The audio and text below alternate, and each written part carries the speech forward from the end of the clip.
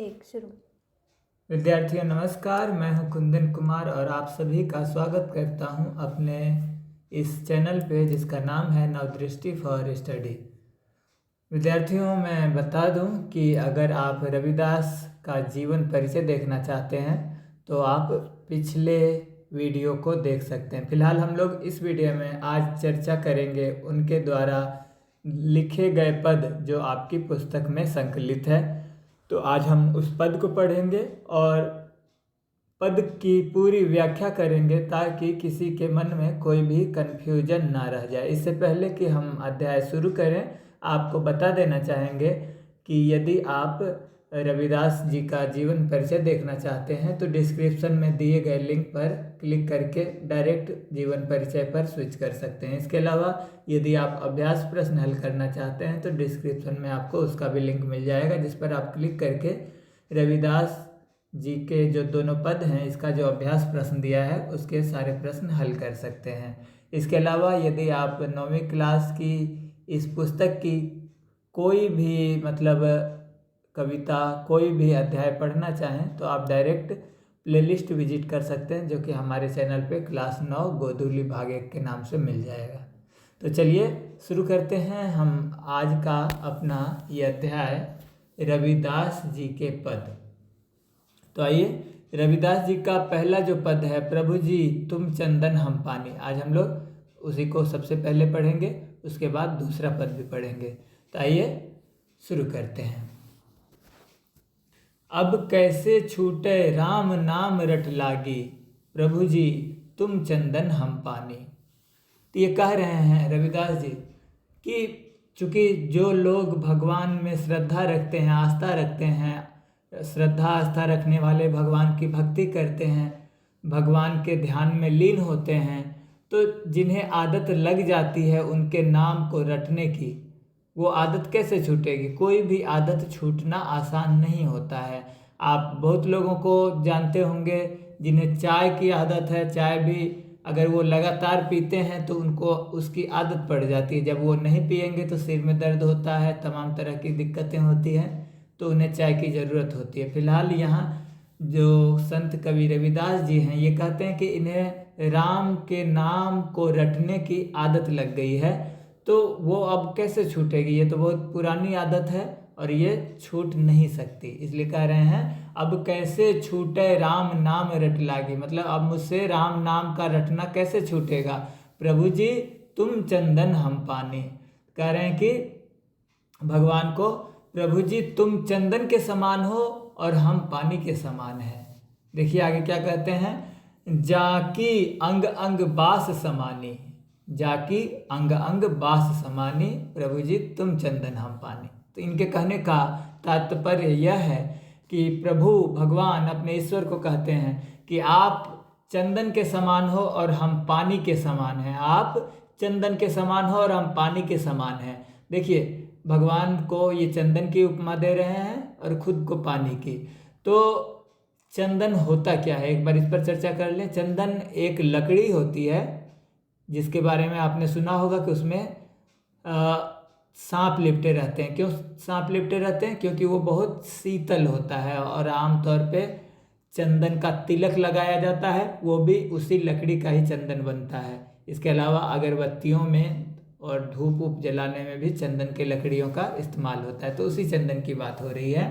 तो आइए आगे बढ़ते हैं। जाकी अंग अंग बास समानी, इसका क्या मतलब हुआ? तो जाकी मतलब जिसकी, अंग अंग, अंग तो आप जानते हैं, बास समानी, बास होता है खुशबू, सुगंध। तो जाकी अंग अंग बास समानी, जिसके अंग अंग में खुशबू समा गई है। तो इस पूरे लाइन का अगर हम अर्थ समझना चाहें तो ये होगा, प्रभु जी तुम चंदन हम पानी, जाकी अंग अंग बास समानित। कह रहे हैं कि प्रभु जी तुम चंदन के समान हो और हम पानी के समान हैं। और यदि आप पानी में चंदन को घोल दीजिए, अगर मान लीजिए आप एक कटोरी पानी लें, एक बाल्टी पानी ले लें, उसमें चंदन का पाउडर घोल देंगे तो क्या होगा? पूरे चंदन का पूरे पानी में चंदन की खुशबू फैल जाएगी।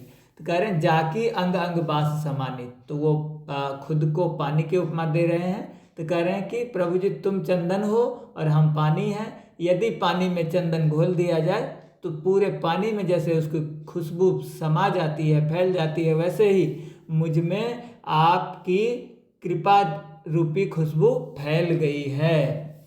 चलिए आगे बढ़ते हैं और देखते हैं कि आगे क्या कह रहे हैं। प्रभु जी तुम घन बन हम मोरा, जैसे चितवत चंद चकोरा। तो इसका क्या मतलब होगा कि देखिए, प्रभु जी तुम घन बन हम मोरा। तो घन मतलब होता है बादल, वन तो जानते ही होंगे आप, जंगलों को वन कहा जाता है, और मोरा, मोर को मोरा कह रहे हैं। चितवत, चितवत मतलब होता है देखना, निहारना।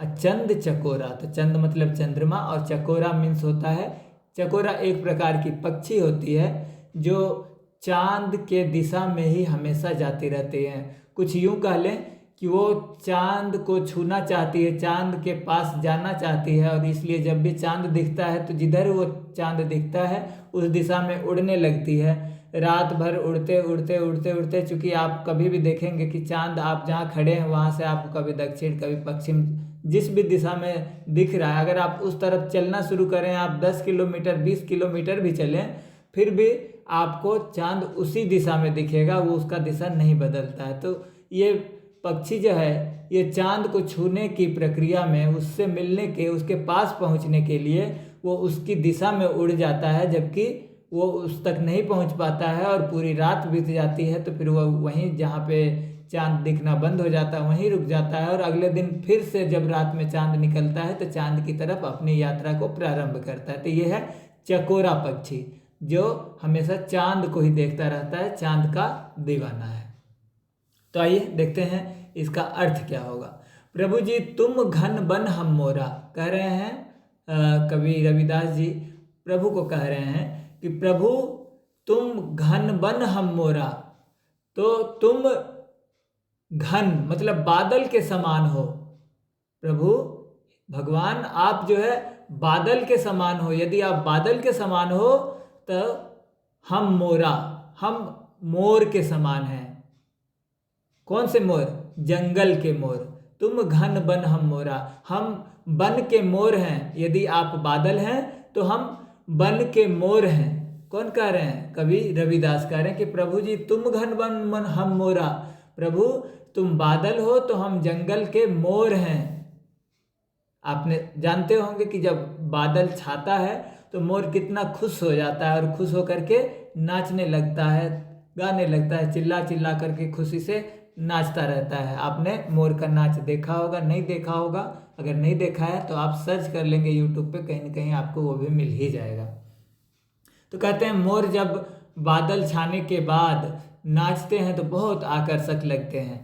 तो इसलिए यहाँ पे कवि रविदास वहीं से एक उदाहरण उठा के कहते हैं कि प्रभु जी तुम घन बन हम मोरा, प्रभु तुम बादल के समान हो तो हम बन के मोर के समान हैं। जैसे चितवत चंद चकोरा, तो कह रहे हैं जैसे चंद्रमा को चकोर देखता है वैसे ही हम आपको देखते रहते हैं। जैसे चंद्रमा का ध्यान जैसे चकोर पक्षी का ध्यान हमेशा चांद की तरफ होता है, वैसे ही मेरा ध्यान हमेशा आपकी तरफ है। आप यदि चंद्रमा हो तो हम चकोर हैं, क्योंकि हम जो भी हैं हमेशा आपकी भक्ति में लीन हैं। आप जो भी हो मैं आपका सेवक हूँ। एक तरह से उनके कहने का मतलब यही हुआ। देखिए ऊपर उन्होंने कहा कि यदि आप बादल हैं तो हम मोर हैं, क्योंकि मोर बादल को देख के खुश हो जाता है, प्रसन्न हो जाता है। और जैसे चिंतवत चंद चकोरा, जैसे चांद को चकोरा देखता है, निहारता है, वैसे ही मैं भी आपकी तरफ ध्यान लगाया रहता हूँ। अगली पंक्ति देखते हैं। प्रभु जी तुम दीपक हम बाती, प्रभु जी तुम दीपक हम बाती, जाकी ज्योति बरे दिन राती। तो कह रहे हैं कि प्रभु जी तुम दीपक के समान हो तो हम बाती के समान हैं। जी हाँ, यदि आप दीपक हैं तो मैं बाती हूँ, भगवान से कह रहे हैं। कौन? रविदास। जाकी ज्योति बरे दिन राति, जिसकी ज्योति दिन रात जलती रहती है। तो आपने देखा होगा कई बार अखंड कीर्तन होता है, अखंड रामायण होता है, आप सरस्वती पूजा मनाते होंगे अपने विद्यालयों में, अपने घर के आसपास, तो वहाँ पे एक अखंड ज्योति, अखंड दीपक जलता रहता है, जिसे बुझने नहीं दिया जाता है। बुझने से पहले उसमें घी तेल जो भी डालना होता है डाल दिया जाता है ताकि वो बुझ ना पाए। वो अखंड ज्योति होती है। तो वो क्या दिन और रात, चाहे दिन हो या रात हो, लगातार वो जलती रहती है। ये यहाँ पे कह रहे हैं कि प्रभु जी तुम दीपक हम बाती, कि प्रभु यदि आप दीपक के समान हैं तो हम बाती के समान हैं। अब बताइए आप ही, यदि दीपक में बाती ना हो तो क्या दीपक जल सकता है? नहीं जलेगा। यदि दीपक ना हो तो क्या केवल बाती प्रकाश दे सकता है? तो नहीं दे सकता है। तो इनके कहने का मतलब कि हम दोनों एक दूसरे के पूरक हैं। अगर आप ना हो तो हम किसकी आराधना करेंगे? और यदि मैं ना रहूं तो आपकी आराधना कौन करेगा? मैं का मतलब यहाँ मनुष्य से है। मनुष्य ही तो भगवान की आराधना करता है, कोई जानवर तो पूजा करता नहीं है। तो कह रहे हैं कि हमारा और आपका ऐसा चोली दामन का साथ है, मतलब आपके बिना ना हम रह सकते हैं और ना हमारे बिना आपका ही कोई वजूद है। प्रभु जी तुम दीपक हम बाती, यदि तुम दीपक के समान हो तो हम बाती के समान हैं। जाकी ज्योति जरे दिन बरे दिन राति, तो जाकी मतलब जिसकी, ज्योति प्रकाश, बरे दिन राति मतलब बरे मतलब जलने वाला, इसका बरना का मतलब होता है जलना। तो बरे दिन राति जिसकी ज्योति दिन रात जलती रहती है। तो मैं समझता हूँ ये लाइन भी पूरी तरह से क्लियर हो गया होगा। यदि विद्यार्थियों आप में से किसी को भी किसी भी शब्द का अर्थ न समझ में आए, किसी पंक्ति का भावार्थ न समझ में आए, तो हमें आप दोबारा से कमेंट करके पूछ सकते हैं। चलिए आगे बढ़ते हैं। प्रभु जी तुम मोती हम धागा, प्रभु जी तुम मोती हम धागा, जैसे सो नहीं मिलत सुहागा। तो यहाँ पे कवि रविदास कह रहे हैं कि प्रभु आप यदि मोती हैं तो हम धागा हैं। अब देखिए माला कैसे बनता है, आप धागा में मोती गूंथते हैं तो माला बन के तैयार होता है। अब आप ही सोचें, यदि केवल माला मतलब धागा में मोती ना गूंथा जाए और केवल धागा पहन लिया जाए तो क्या यह शोभा देगा? क्या अच्छा लगेगा? क्या वो माला कहलाएगा? नहीं।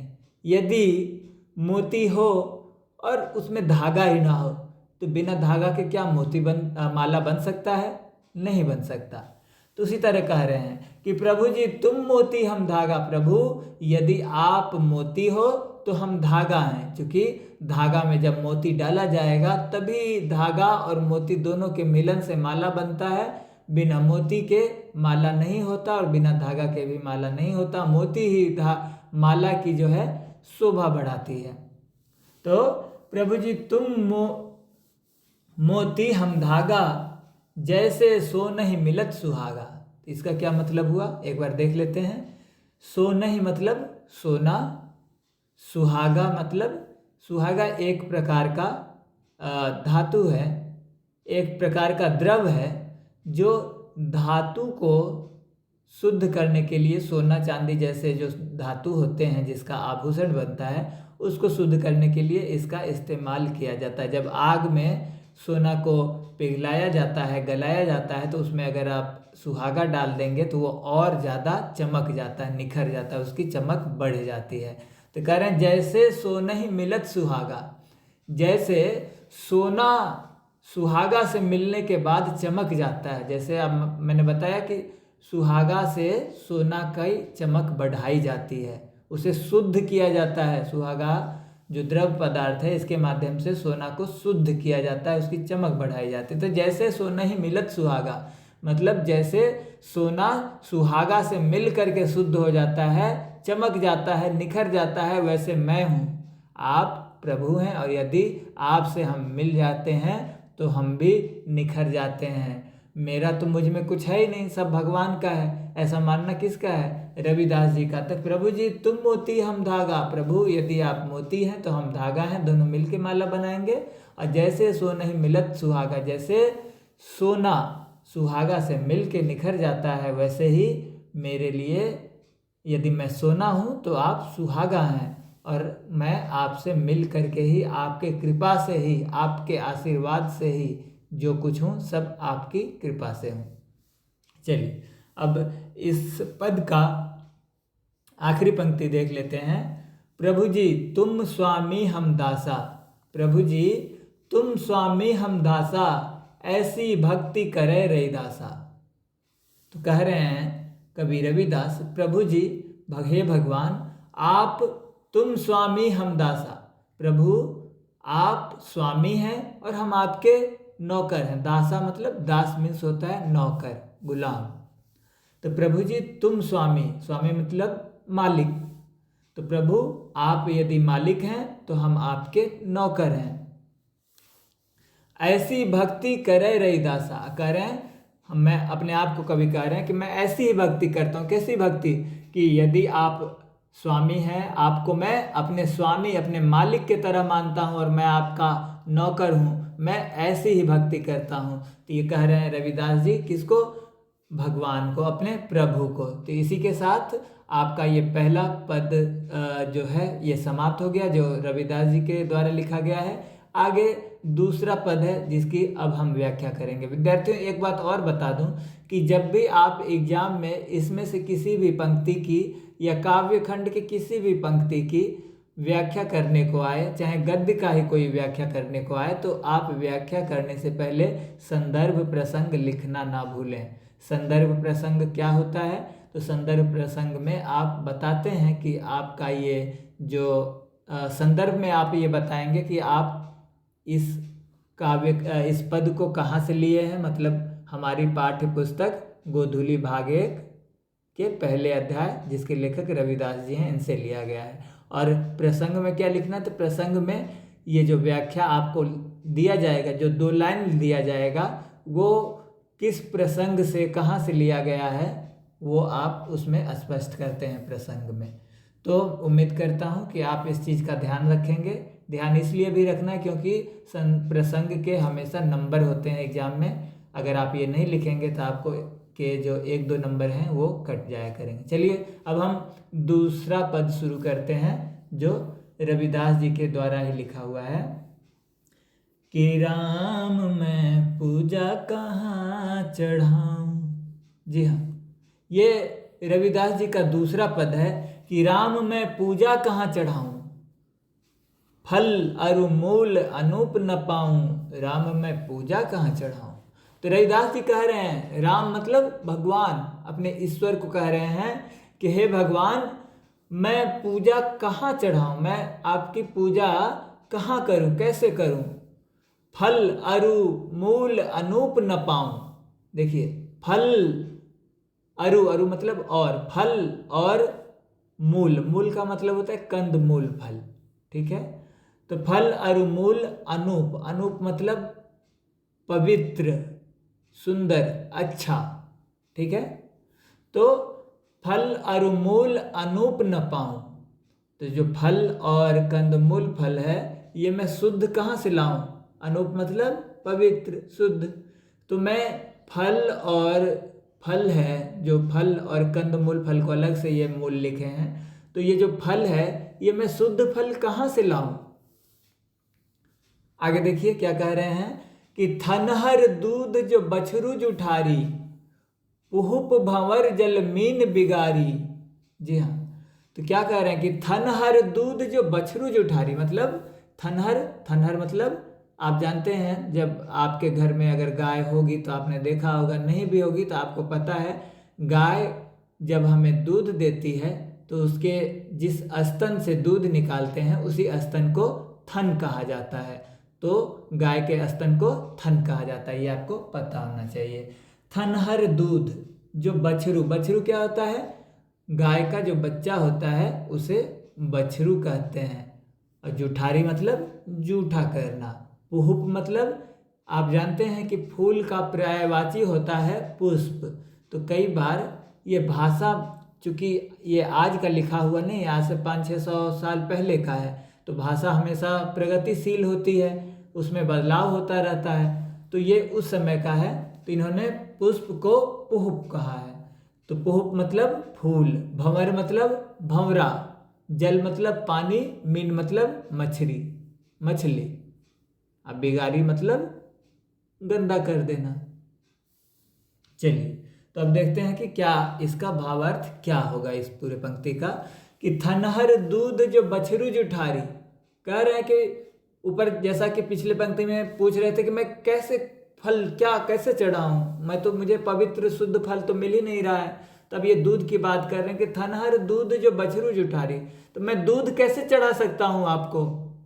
स्वामी कवि रविदास कह रहे हैं अपने स्वामी से, भगवान से, कि मैं आपको दूध कैसे चढ़ा सकता हूँ, क्योंकि दूध तो बछड़ा ने जूठा कर दिया। देखिए, थनहर दूध जो बछरू जुटारी, जो गाय के स्तन से निकला हुआ दूध है जो लोग चढ़ाते हैं आपको, लेकिन उसको तो बछड़े ने जूठा कर दिया है।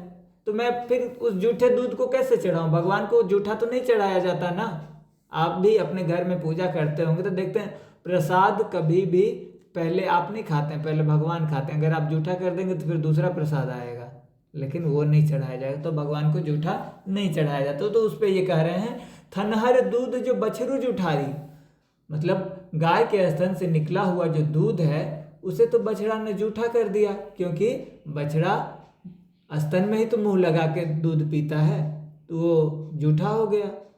तो फिर मैं आपको दूध कैसे चढ़ाऊं। अपुहुप भंवर जल मीन बिगारी, कह रहे हैं कि पुष्प को भंवरे ने जूठा कर दिया। अब देखते हैं कि भंवरे जाके पुष्प पर बैठते हैं, फूलों पे भंवरे मंडराते हैं, उस पे बैठते हैं, उसका रस चूसते हैं, उसका शहद बनाते हैं। तो वो उसका रस चूसते हैं तो मतलब पुष्प भी जूठा हो गया है ना, फूल भी जूठा हो गया। तो पुहुप भंवर मतलब पुष्प को भंवरे ने, जल मीन, जल मतलब पानी और मीन मतलब मछली, जल को मछली ने बिगाड़ी, गंदा कर दिया। तो मछली ने जल को गंदा कर दिया। अब मैं आपके ऊपर जल भी कैसे चढ़ाऊं। आपको पता है कि मछली पानी में रहती है तो वो पानी पीती भी है, उसी में दैनिक क्रियाक्रम भी करती है, निपटती भी है, खाती पीती जो कुछ भी करती सब उसी में करती है। तो गंदा हो गया कि नहीं। तो अगर गंदा हो गया तो क्या वो गंदा चीज चढ़ाया जा सकता है भगवान को। नहीं। तो इसलिए रविदास कह रहे हैं कि मैं आपको क्या चढ़ाऊं। अगर फूल चढ़ाऊं तो फूल को तो भंवरे ने जूठा कर दिया। यदि जल का ढार दूं, अगर जल चढ़ाऊं तो जल को तो मछली ने गंदा कर दिया। तो फिर मैं आपको कैसे ये सब चढ़ाऊं। देखिए आगे क्या कहते हैं। मलिया गिरी बेधियो भुवंगा, विष अमृत दो एक संगा। जी हाँ, कह रहे हैं रविदास जी कि मलियागिरी क्या होता है। तो मलियागिरी एक पर्वत का नाम है। मलय मतलब होता है चंदन, मलय मतलब चंदन, तो मलियागिरी मतलब चंदनों का पर्वत, गिरी मतलब होता है पर्वत। मलियागिरी मतलब चंदनों का पर्वत, बेधियो मतलब छेद कर देना, सुरंग बना देना। अब भुवंगा, तो ये भुवंगा क्या है। भुजंगा कहते हैं, भुजंग कहते हैं विषधर को, सांप को कहते हैं भुजंग। और जैसा कि मैंने कहा था कि ये आज से 500-600 साल पहले की लिखी हुई रचनाएं हैं, तो भाषा में काफ़ी बदलाव आया है। इस दौरान थोड़ी बहुत बदलाव आप यहाँ देख सकते हैं। ये है भुवंगा, वो भुजंग को कह रहे हैं भुवंगा। तो भुजंग मतलब क्या होता है, सांप। अब विष अमृत, विष मतलब जहर, अमृत जानते हैं। दो एक ही संगा, संगा मतलब साथ में। तो क्या कह रहे हैं कवि कि मलियागिरी बेधियो भुवंगा, कि जो चंदन के पर्वत हैं उसको सांपों ने छेद कर दिया है। मलियागिरी मतलब चंदन के पहाड़, बेधियो भुवंगा चंदन के पहाड़ में सांपों ने सुरंग कर दिया है। विष अमृत दो एक संगा, यहाँ पे विष और अमृत दोनों एक साथ रह रहे हैं। कैसे। तो देखिए चंदन जो होता है वो शीतल होता है, वो जीवन दायनी चीज है, उसको माथे में लगाते हैं आपको शीतलता प्रदान करता है, वो अमृत के समान है। और सांप जो उसमें लिपटे रहते हैं चंदन में हमेशा, तो वो उनके अंदर विष होता है। तो इसका मतलब विष और अमृत दोनों एक साथ रह रहा है। तो मलियागिरी पर्वत जो है, चंदनों का जो पहाड़ है, क्योंकि वहाँ चंदन के पेड़ हैं तो वहाँ पे सांप लिपटा ही रहेगा।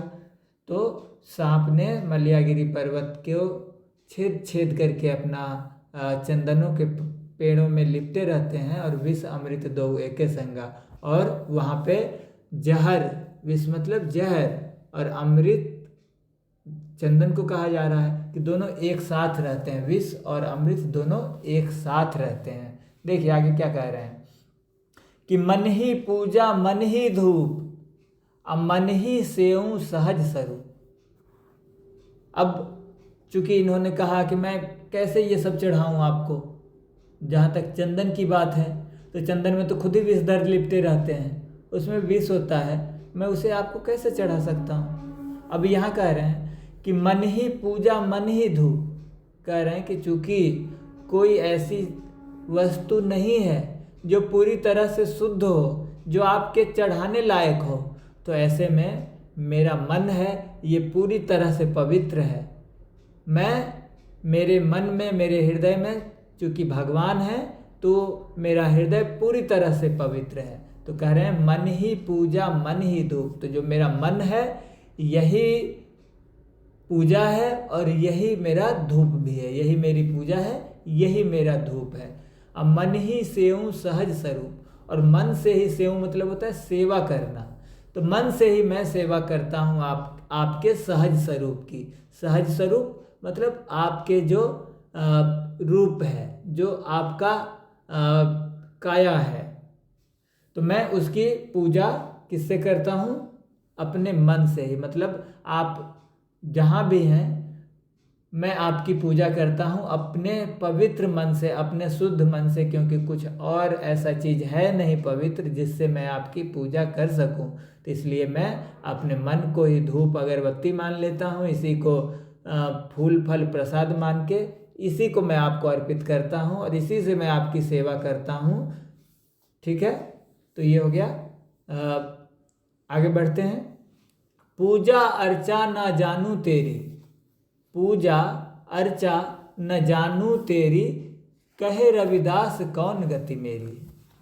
तो कह रहे हैं कि मैं आपकी पूजा अर्चना करना नहीं जानता, क्योंकि इन्होंने तो पहले ही खारिज कर दिया कि जो भी चढ़ाते हैं भगवान आपको, लोग आपको चढ़ाते हैं, वो सब मेरे हिसाब से पवित्र नहीं है, सब पवित्र कह के चढ़ाते हैं। तो मैं आपसे झूठ बोल के तो चढ़ा नहीं सकता, तो मैं क्या चढ़ाऊँ? तो मेरे पास जो सबसे शुद्ध है, सबसे पवित्र है, वो मेरा मन है, और मैं उसी मन से आपकी सेवा करता हूँ, उसी से पूजा करता हूँ और वही आपको अर्पित करता हूँ। पूजा अर्चा ना जानू तेरी, मैं आपकी पूजा और अर्चना करने की विधि नहीं जानता, जैसे कि पंडित लोग जानते हैं या लोगों को बताते हैं, सब अपने अपने ढंग से पूजा अर्चना करते हैं। तो ये कह रहे हैं कि मुझे जो सही तरीका है वो मुझे नहीं मालूम है, मुझे जो सही तरीका लग रहा है मैं उस तरीके से कर रहा हूँ। सही तरीका क्या है संसार में? तो लोग फूल चढ़ाते हैं, फल चढ़ाते हैं, प्रसाद चढ़ाते हैं, जल चढ़ाते हैं, लेकिन इन्होंने कह दिया कि ये सब मेरे हिसाब से शुद्ध नहीं है, तो मैं उसको कैसे चढ़ा दूँ? मैं उसे नहीं चढ़ा सकता। तो मेरा शुद्ध मन है, मैं वही चढ़ाता हूँ आपको। कह रहे हैं कि मैं चूँकि पूजा अर्चना करने की ठीक ठाक विधि नहीं जानता, चूँकि ये मैं अपने मन से ऐसा कर रहा हूँ, मेरे मन के हिसाब से यही सबसे अच्छा तरीका है। तो जब मैं अपने मन से ही पूजा अर्चना कर रहा हूँ आपकी, जब मुझे सही तरीका नहीं मालूम है, तो भगवान जाने या आपके ही हाथ में है कि कौन सी गति होगी मेरी। अगर आप चाहेंगे तो मेरा संसार में जो जीवन रूपी नैया है वो पार लग जाएगी, अगर आप नहीं चाहेंगे तो नहीं होगी। तो जो कुछ है सब आपके हाथ में मैंने छोड़ दिया है, मैं बस शुद्ध मन से आपकी पूजा कर रहा हूँ। तो कह रविदास कौन गति मेरी, मतलब मुझे पूजा अर्चना करना नहीं आता है। ऐसे में अगर मुझसे जो भी गलती हो गई, मैं जिस प्रकार से भी पूजा कर रहा हूँ उसको आप माफ़ करें, और मुझे नहीं मालूम कि अगर मुझे नहीं मालूम है तो आप इसका मुझे क्या फल देंगे। ये कहने का तात्पर्य ये है कि इन्होंने भगवान के ऊपर सब कुछ छोड़ दिया है, अपना जीवन, अपना मरण सब कुछ छोड़ दिया है कि आपके हाथ में है, आप मेरा जैसा करो वही हमारे लिए सही है, क्योंकि मैंने आपकी हमेशा शुद्ध मन से पूजा की है। तो विद्यार्थियों, आपका जो ये दूसरा अध्याय, पहला अध्याय है काव्य खंड का, ये भी समाप्त हो गया, जिसके कवि थे संत कवि रविदास। अगले वीडियो में आप इसका अभ्यास प्रश्न देखेंगे। तो अभी के लिए धन्यवाद।